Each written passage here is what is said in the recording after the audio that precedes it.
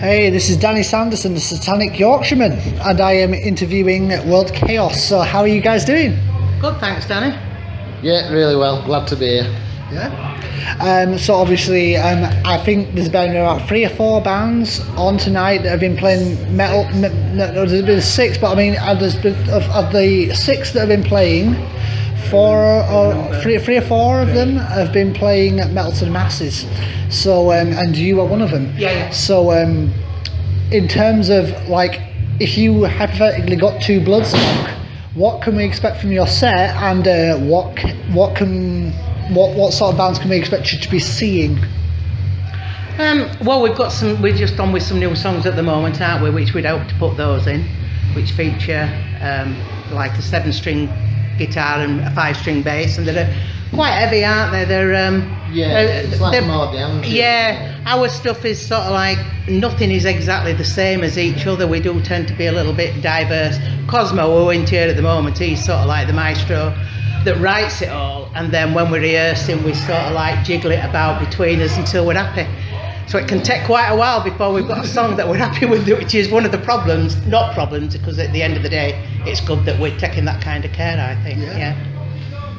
Well, straight away, we're not old school sounding music at all, but we're influenced by old school 80s thrash, Slayer and Megadeth. Another sort of funky influence as well come into it. I think fighting outside with swing time. There's a lot of swing time involved just to keep the rhythm a bit more interesting, and the time signatures change around quite a lot as well, just to catch your brain out when you're listening to it. So it's one of those kind of musics where you might need to listen to it more than once to fully grasp it. Yeah. So, yeah. I mean, you obviously said that you're playing 7-string guitar and 5-string bass, and I'm a 5-string bass player myself. Yeah. So, what equipment have you been using for? I've got the Spectre 4, and I've got its brother on 5, because I just love the Spectre. Being left-handed, really difficult to get a good bass with a punchy sound, and being able to try them. Shops don't sell them. It's hard work. Go in and find a Legend, you can go in and find a Squire, you can't find a Spectre. So they've come from America to get hold of them, yeah. And my Mark bass, I've had my Mark bass rig now for 14 years, and I love it. Yeah. Because it's lightweight, it's lovely, I love the sound, and I think it complements my amp perfectly. My guitar rather. So do you think adding an extra string on both guitar and bass has probably added a density to your sound? I think it makes it heavier, don't you, Ian? Yeah. It gives it a lot heavier sound as well. I think that's the new direction for this, really, is to go, with a baritone type sound, really, so you can get that really doomy, grungy, nasty, heavy sound going in there, and that's what we're working towards, really. My kit, though, it's just all stuff that'll take a pounding, so it's probably the easiest way to answer that one. I mean, and going on from equipment to music, so you guys have been working on a new EP, I understand. Yeah, we just brought that out now. In fact, if you want a copy, there's one, we'll give you one. Oh, that's great. Well, what's the EP called, and what are the concepts, and how did the recording process go? Guys. Well, we decided to self-record on this one just because it gave us a bit more time to put the instruments down, and we thought, well, we could take a hit on light quality but record ourselves and take our time and get these three initial ones out the way. But we've got so many songs now. We've got a total of 7 songs that are nearly gig ready. 3 are recorded, and it took us about 6 months to do the 3 songs, so we're going to get the rest of them down definitely, because the 3rd one, with it being a steep learning curve, was definitely the best quality, so we can just get on the back of that one now. And if we can make them all sound similar to that in terms of quality, we'll be happy. Yeah. And what are the rough lyrical themes for the new EP then? What's it famous for? What are the lyrical themes? Lyrical themes? Well, it's all about life metal, really. Yeah. If I pass it Cosmo over to is very, very... Cosmo writes most, Cosmo is sort of like... Cosmo's been in World Chaos for a long time. A lot of years. He was in a band called Lord Crucifier that came over from Italy, and Cos will tell you more about that. The bass player, I've only been in the band about 2 years, and Ian joined, the original drummer left, through health issues, and Ian joined about a year ago, and we've sort of like, during that time, been taking a lot of time to get things gig ready. He's a bit of a perfectionist, is Cosmo, which is a good thing. There is music, there is babies, he knows how he wants to sound, but we now all gel. We rehearse in Halifax, we've got our own rehearsal room, and he's here now. And Cosmo can give you that. So, this is Danny. Danny. And he's just doing a quick interview. All right. For us. So. This is actually leads quite well onto the question, because I was going to ask you this, but I think it might be better to ask you this. Yeah. Obviously, you're from Italy, so in terms of like crossing that from coming to Italy to England, do you think that is there any kind of influence from Italy that you've probably thrown into, or is it kind of None whatsoever, mate. None, because I came here over 30 years ago. Yeah. The scene was when we came to this country. I was in a band called Lord Crucifier. Yeah. I don't know if you ever heard of them. We were a cult band. Basically, when we arrived in this country, the only music scene there was at the time, apart from Onslaught, band from Bristol, metal band, mainly there were hardcore punk bands, and as well, obviously, as Venom and Metallica, before they turned shite, were our heroes. So we came here, and believe it or not, Neat Records, the record company that had Venom in the roster, wanted to sign us up. Unfortunately, the initial engagement wasn't what we wanted, so we signed up with Metalworks, but that's all in the past. But the scene has changed so much since. But let's talk about the now. And World Chaos is basically all my efforts for the last few years. I found some kindred spirits in Sue Spider, here present, and Ian Harding on the drums. And this is our most recent inception, and we seem to have a good groove because we know what we want. We don't have some whinging bastards in the band like there used to be in the past. I'm not mentioning any names, but we are a unit, as it were. We are strong as fuck, and we're gonna get even heavier, faster, and harder. I've just been telling him about the baritone and the five string. Yeah. We were just speaking about the sort of. I've spoken to Sue about the. She plays 5-string, and I'm a 5-string bass player myself. All right. So I was sort of obviously in terms of she can't speak for the guitar part, but what sort of equipment do you use to make the sound denser and heavier? Because obviously you're playing 7-string now. We down tune. Yeah. We down tune as well. Yeah. And we use heavy gauge strings, and we play hard, and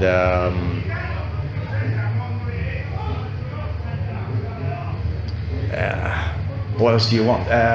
We use amplifiers made for metal. Yeah. So we use PVs, and we use some Marshalls, but mainly PV because they sound better. Yeah.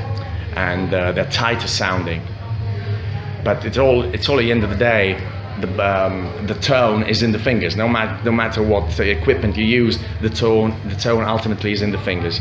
It's in the hand and the passion that you put into playing.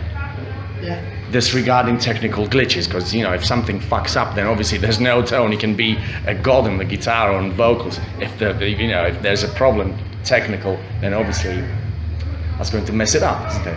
Yeah. Moving on to my next question, I was sort of wondering, this is something I've asked a couple of the bands today who were interviewed, it's regarding the West Yorkshire metal scene. There's a lot of good metal bands that have come out of Yorkshire, like Paradise Lost and My Dying Bride, but in terms of, there's a lot of really great underground bands like, say, Valafar or Safamel, who have really sort of like carved their own niche, and you guys as well, who've carved out their own niche in the metal scene. And I was sort of wondering why you thought that sort of West Yorkshire in its own regard, it's kind of overlooked in some regard. So why do you think that is, and what do you think possibly? Tell you why. Let me interrupt you. Because West Yorkshire in general, doesn't have a good tradition as far as metal goes. Unless you want to call fucking Def Leppard metal. Yeah, well, that's The first album, In Through the Out. Oh, sorry, oops. On Through the Night. That was an excellent album when they were proper metal. And then I started going, you know, fuck them up. John Mutt Lang. When they hooked up with that producer, it fucked them up. So basically they turned from some reasonable, good hard rock into shite. But In his opinion. yeah. But Everybody, I mean, opinions are like assholes. Everybody's got one. And but in the past used to be some good. Well,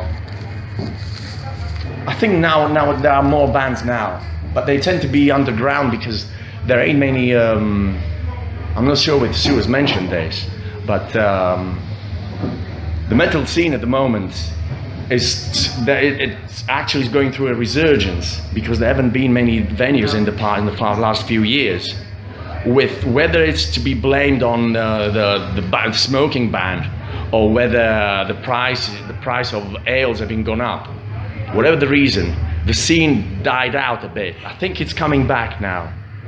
Yeah. I mean, you just touched on it, something that I wanted to discuss because obviously, I'm talking especially from somebody who's from Bradford. Places like Gasworks have shut down, obviously, we love Gasworks. There's a lot of amazing venues in Bradford that have completely shut down. So, do you think that has probably Cockpit? That's gone in Leeds, hasn't it? Cockpit? There are so many great venues in Leeds, Bradford, all over that are just completely shut down. And do you think that has sort of like led to a deterioration in sort of exposure for bands? I don't think think that. I think that it's going through a. It's still the truth. I'm surprised. I'm jumping the gun here. I'm surprised that actually you run a fanzine because I thought fanzines were a dying breed that had died a long time ago.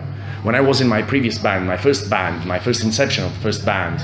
Yeah. You know, the one that I mentioned before. You know, the reason for which I came to this country in the first place.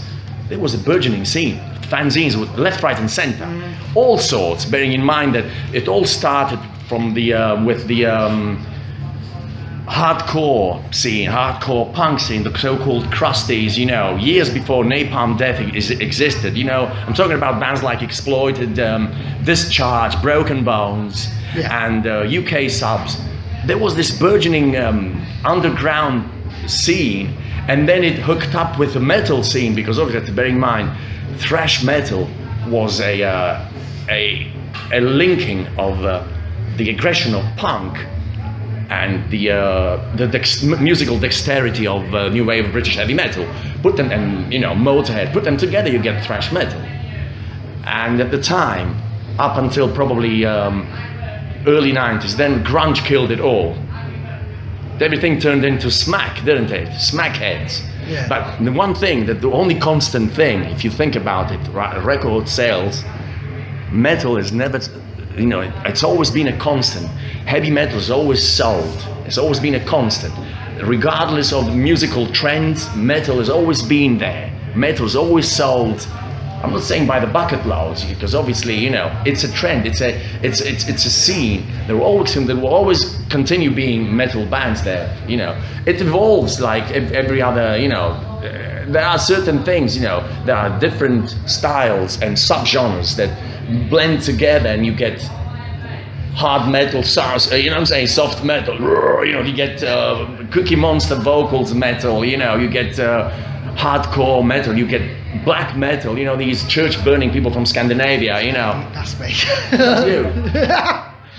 I'm in a black metal band myself, so yeah. All right. Yeah. We are more politically correct. We are in a mixed race metal band. Yeah. Oh yeah.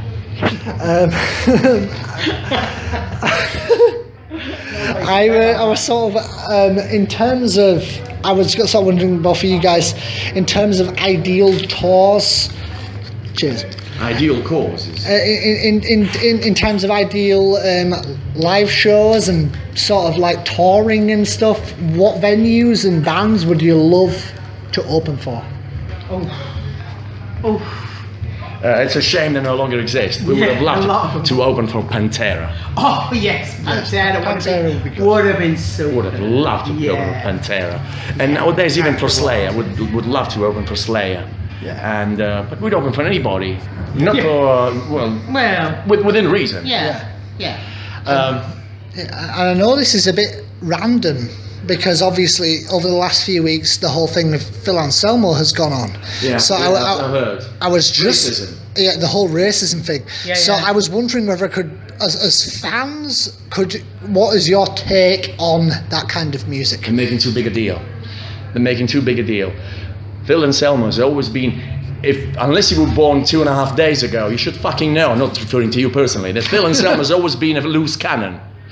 From the days in Pantera, has always been a loose cannon. Even though he's from New Orleans, which is not exactly, you know what I'm saying? Besides, he's got Italian parents, you know, he's got Italian ancestry. What the fuck has that got to do with racism? So he's out of place, you know, to whatever he says, you know what I'm saying? Yeah. He always made those remarks, even when he was in Pantera. Whether now he said white power or whatever, that's bollocks, isn't it? Why have gone up in arms? It's just something, you know. Besides, you know what I'm saying? White power. How many black people do you know that play metal, by the way? I know. Exactly. I know. So whatever he said is out of place. But I don't know why the guy from Machine Head has gone. You know, all this furore. He's like, you know, stick to what you do, man. You know, Phil Anselmo is a loose cannon. It's not a big deal. You know. Besides, Phil Anselmo can't sing anymore. He fucked up his voice, hasn't he? He can't sing anymore. I've heard him live. You know, with Down. I mean, and Super Joint Ritual. Yeah. Yeah, I mean, I love Down, and I love Down, but he has kind of lost it a bit. He's lost it a bit, whether with his vocal talent or with you know. But I think he's lost it a bit. I don't know whether it's too his weed intake or whatever. He's lost it a bit. Come on, didn't he say he's got a big gob, a bit like Dave Mustaine? You know, didn't he say that? You know. Dimebag Darrell of Pantera said he deserves a good beating. Then 2 days later he gets shot. He's like, I never meant to say that. You know, what a wuss.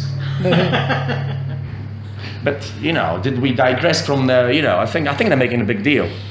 Yeah. The metal, besides, you know, it's just a scene. I think they're making a big deal out of it, a big hoo-ha. You know, they should consider to stick to mainly to get record companies to sign unsigned bands and to make sure that people actually buy the records rather than, you know what I'm saying, downloading this. Let's not mention the famous band that ends in CA, who made a big fuck up by killing the scene by suing Napster. You know what I'm talking about. You know what I'm saying? They were the first underground band, the utmost underground band, and they basically pissed all over their fans by their decision.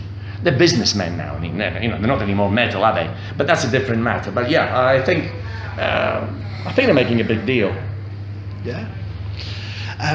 Finally, I was sort of wondering whether I could ask, do you have a message for your fans? Well, we're trying to get some. At the moment, we're getting the exposure for the fans.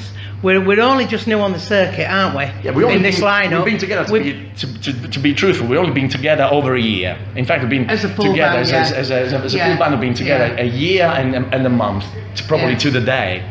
Yeah. So we've only done a few gigs so far. We've done a few gigs. But one thing I'm chuffed about, because I mean, I didn't start learning to play bass until I was an old lady anyway. I was 45 when I started playing bass, and I've been in cover bands.